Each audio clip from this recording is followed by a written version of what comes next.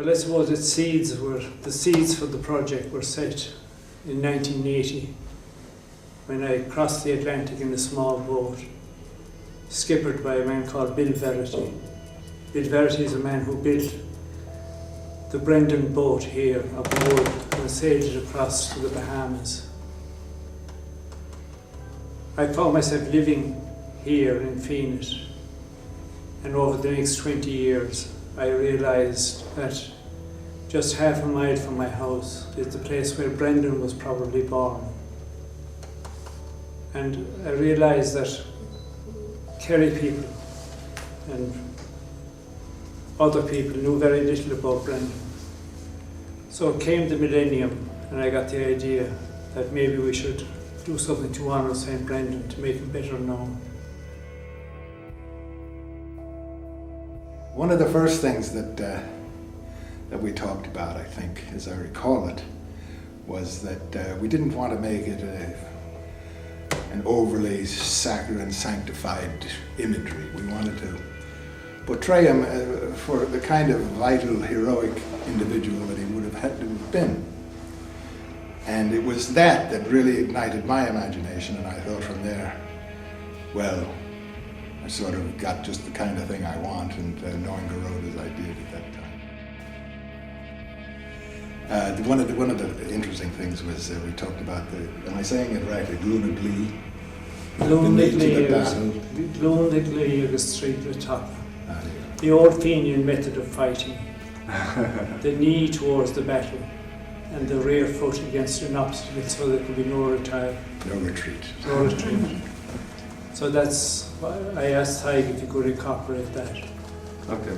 And that was, then some other kind of interesting thing happened. We made a small version first in clay.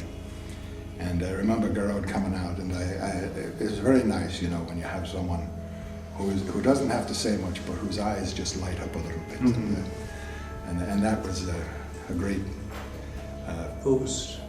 Yeah, he liked it. If I were to do it, I would have done something like this. I would have put the left hand out, the left knee forward, the right foot back. Tighe, of course, didn't do that, and of course what he did was immensely beneficial.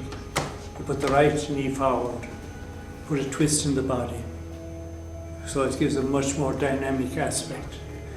And the one thing I wanted then as well, because of my own experience of a hurricane at sea, I wanted his cloak to be blown back by at least a force 10 storm. So Tighe did all these things. Yeah, in classical, medieval, going back to the High Renaissance actually more correctly, the sculptors like Michelangelo and the manner of sculptors of that time would twist the body, the torso, the trunk, just give it that torque, and that would give it an energy and a vitality that it otherwise wouldn't have had. You've seen those sculptures, you've seen how they're distorted this way and that, and so we did that little distortion, and it did make all the difference. And I was so glad that Gearoid did not say, well, that's not the way you brace yourself, you do it this way, you see. But he never did at all. He appreciated it right from the get-go. There's one little piece in it that I did as, I wouldn't say a bit of the ego coming out, but something that I wanted, some message I wanted to convey. And in the Islamic religion, there's a tradition that there are 100 names of God. And so that this idea of the 100 names stuck in my mind when I was doing the hem of his robe. And so we made 100 different little heads, like Celtic art, Gaelic art, and in fact Brendan's establishment of the church up there. That's what Clonfert. In Clonfert. They're all the heads around the... All the heads. The Hiberno Romanesque. Exactly, yeah. So as a homage to that idea, we put on the 100 heads all around. And I thought later on, another little conceit, I thought that, what if people would go up there and count every head? And in doing so, like reading the beads of a rosary, if they could count everyone and come up to 100, they'd get a special kind of little blessing, a little superstitious something that would mean good luck. And so from that, we now have this little motif. Kerry is a place where you have so much history, so much archaeology, that we tried to put in an example of everything.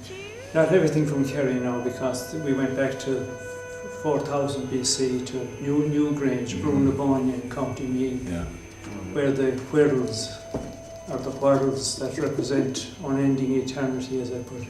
The trees. Then you have a wedge grave. You have many wedge graves from the Bronze Age. You have many of them here in West Kerry. We then moved on to the Christian times, so we built a little where we call it a beehive hut, or a clickhock, that monks used to live in. And then Tighe just mentioned the Rias stone from near Ballyferret from about the year 600. And there's several other artefacts there that if people look at them and ask what does that mean, it represents some aspect of our history.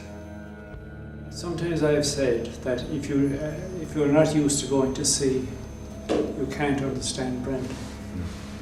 There's something about when I come out my door in the morning, first thing I hear is the roar of the waves.